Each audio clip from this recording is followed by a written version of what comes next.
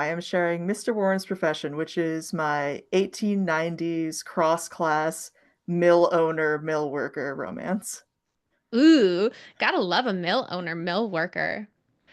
All right, is there anything we need to know about the story as you jump in?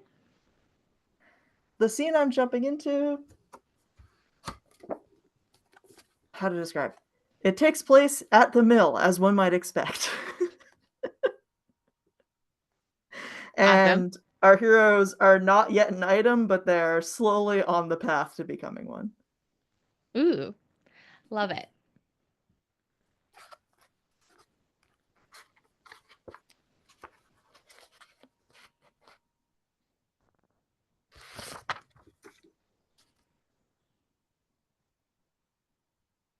Aubrey had just shooed Mr. Althorp into Mr. Jennings' office when another knock sounded.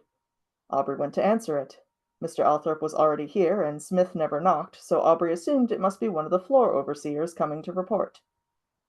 He opened the door. On the other side stood Miss Brewster. Aubrey wished he'd left it shut, but it was too late now. "Good morning, Mr. Warren," she said, stepping over the threshold. She brushed past him and strode to the center of the office, looking the whole of it up and down as if she were an empress coming to survey her empire. "Miss Brewster." Aubrey closed the door behind her. "I'm afraid this isn't a good time." "Have to disagree with you there," she said, peering over Smith's desk to inspect his empty chair. "Now is the only time. Where's Mr. Althorp?" Aubrey hesitated, to his peril. Miss Brewster barreled on. "Don't try to palm me off with an excuse. I know he's here. I saw him come in not 10 minutes past." She focused her keen gaze on Mr. Jennings' closed door and stepped towards it. Aubrey half ran to block her path. "Mr. Althorp is meeting with Mr. Jennings," he said. The left side of Miss Brewster's mouth quirked up, the closest to a smile Aubrey had ever seen on her face. "Figured that much out for myself, thanks." Aubrey withheld an exasperated sigh.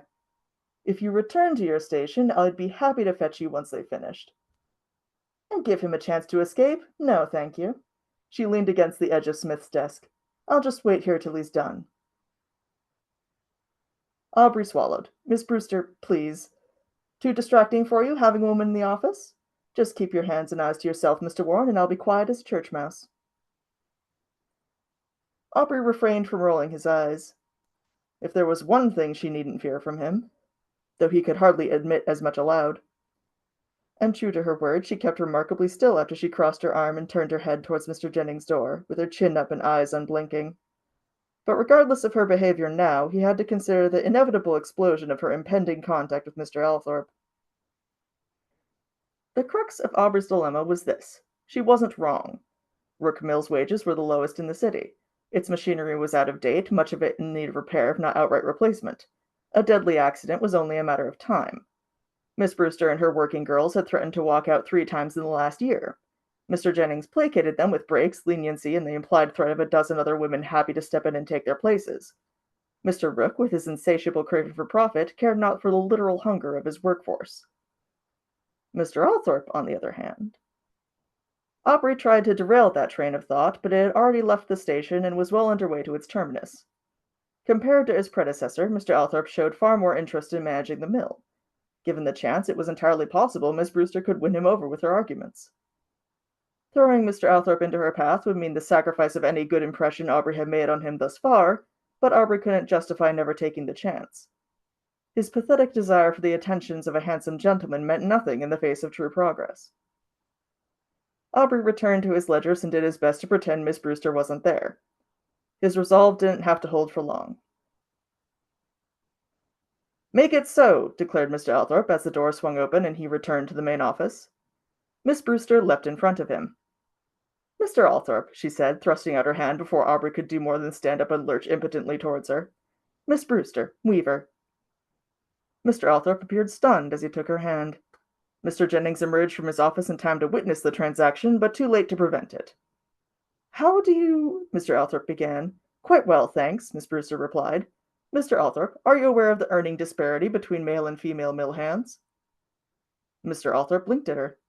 Behind his back, Mr. Jennings shot a horrified look from her to Aubrey. Aubrey wanted nothing more than to drop his forehead into his palms. He settled for a small shake of his head. "I'm afraid not," said Mr. Althorp. "Then allow me to enlighten you. All the mule spinners in Rook Mill are men, as are the overseers, and the foremen, and the clerks. Every job with an inkling of a living wage belongs to a man. And before you tell me that they must have earned that place, she said, as Mr. Althorp opened his mouth to speak, let me finish. Mule spinning, for example. One of the highest positions a man can attain, and only a man may attain it. What reason is given for this? Why, the weaker sex haven't the strength required to run the machine. This is nonsense. The self-acting mule is called such for an excellent reason. It is self-acting. All the heavy lifting, all physically taxing mechanical motions are done by the mule. The spinner need only tend it. Therefore, any man or woman of average strength should find it no difficulty. And yet, all the mule spinners are men. Does this not seem strange to you, Mr. Althorp? Mr. Althorp, after it became apparent her question wasn't rhetorical, spoke. Miss Brewster, would it be possible for you to put your concern in writing? I'd like to go over them in detail with Mr. Jennings. I'd be happy to, she said, if I thought it wouldn't be a wasted effort on my part. They've told us time and time again, sir, to wait patiently for all the big, important men in the world to notice our problems and, eventually, solve them. I've had enough of waiting. I'd like your answer now. Yes, said Mr. Althorp. 3 sets of eyes gawked at him. In the absence of a verbal response, he elaborated. Your foremost complaint is against low wages, correct? He gestured to Mr. Jennings over his shoulder. Mr. Jennings and I have agreed to raise them to a level better reflecting the mill's prosperity. It should take effect at the end of the week, sir, Mr. Jennings finished. Mr. Althorp nodded and returned to Miss Brewster. By the end of this week, on my word as a gentleman, which I hope you'll come to trust. Miss Brewster continued to regard him with suspicion. Aubrey couldn't entirely blame her. In the meantime, said Mr. Althorp, your writings would be most helpful in moving forward with the mill. May I have that by the end of the week as well? Miss Brewster stared him down a few seconds more. His hopeful smile never faded. You may, she said at last, uncrossing her arms and holding out her hand for him to shake. Mr. Althorp did so, still smiling. A pleasure meeting you, Miss Brewster. If you'll excuse me, I have some business to conduct with Mr. Warren. Aubrey jerked upright. Miss Brewster gave a short curtsy and showed herself out. Mr. Jennings bowed to Mr. Althorp and returned to his office. And so Aubrey and Mr. Althorp were left alone. The reason for it remained beyond Aubrey's understanding. Mr. Althorp, far from forthcoming, let an awkward silence settle between them. After half a minute, Aubrey could stand it no longer. What may I do for you, sir? Splotches of red appeared on Mr. Althorp's high cheekbones. Aubrey gave serious consideration to inquiring after his health. Before he could, Mr. Althorp blurted out a question of his own. Would you care to take a turn about the mill yard with me, Mr. Warren? The words poured out all at once, the torrent sweeping over Aubrey and leaving him stunned.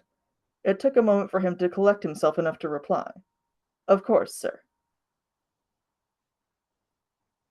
Mr. Althorp's tight smile relaxed in unmistakable relief. He remained silent as they left the office, though several times he bit his lip, and twice he opened his mouth as if about to speak, but caught himself, clearing his throat and adjusting his cravat. On one occasion he raised his hand to cover his mouth, rubbing his palm over the lower half of his face and on down his neck. Aubrey found his eyes following the hand's progress as it stroked that slender throat. He hurriedly looked away. They walked on in silence, past the boiler shed behind the mill and back around to the offices. Aubrey stopped beside the door. Was there anything else you wanted, sir? He asked. Yes, said Mr. Althorp, much to Aubrey's surprise. I have something for you. Oh, said Aubrey, his bewilderment barring a more articulate response. Mr. Althorp, preoccupied with retrieving something from the inner pocket of his jacket, took a moment to respond. A small token of my appreciation for your diligence. Aubrey stared at the object Mr. Althorp held out to him. A narrow, rectangular receptacle with a hinged lid at one end, made of silver and embossed with intricate curlicues around the edges. These ornamental curls framed the central engraving of Warren in elegant script. Aubrey didn't need to see it open to know it was empty. The box itself was a gift, and an extravagant one. Impossible as it seemed, he couldn't deny the reality before him. Mr. Althorp was attempting to present him with a calling card case. What possible use Mr. Althorp thought a clerk who scraped by on 10 shillings a week could have for such a thing, Aubrey couldn't fathom. And yet there it lay in Mr. Althorp's outstretched palm. It occurred to Aubrey he should probably respond to this. I couldn't, he stammered out. The expression of anguished disappointment on Mr. Althorp's face silenced him. Oh, but you must, Mr. Althorp implored. I insist. Aubrey hesitated. He could hardly hope to refuse his employer's insistence and retain his position. Besides, as useless as the trinket was, the thought behind the gesture seemed sincere. Thank you, sir, he said. A second or two afterward, he remembered to take the calling card case from Mr. Althorp's hand. The metal felt warm in his fingers. He slipped it into his waistcoat pocket. Mr. Althorp nodded smartly, satisfied. You're quite welcome, Aubrey. That is, if I may call you Aubrey? Aubrey gave a start at the first utterance of his Christian name. In Mr. Althorp's aristocratic accent, it carried echoes of Aubrey's fantasies, but a twinge of bitterness followed. Of course Mr. Althorp might presume to call him Aubrey. It was Mr. Althorp's right as his employer and social superior. He could call him anything he liked, clerk, boy, you there, and a half-dozen ruder terms, and Aubrey would be obliged to answer. By the second time Mr. Althorp said his name, Aubrey had recovered his composure enough to respond with minimal venom. As it suits you, sir. Lindsey, said Mr. Althorp. Aubrey allowed himself a confused frown. Beg pardon, sir? You must call me Lindsey. That is, if I'm to call you Aubrey. It's only fair. It took a concentrated effort on Aubrey's part to keep his jaw from dropping open. Words failed him. He could only stare. Mr. Althorp, meanwhile, seemed blissfully unaware he had said anything out of the ordinary. He maintained his placid smile as Aubrey stared in silence, his mind chugging along like an overworked engine to try and understand what the deuce was happening. His heart beat faster, his pulse reverberating through the calling card case in his pocket. Very well, said Aubrey. Then he added, Lindsey. Lindsey's smile broadened into a grin.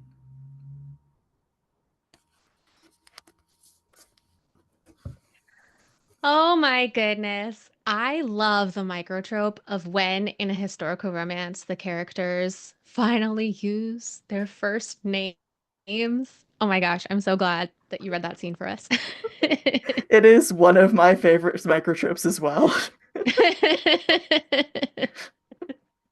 Well, I have a lot of questions for you, but first we're going to take a quick break for our sponsors.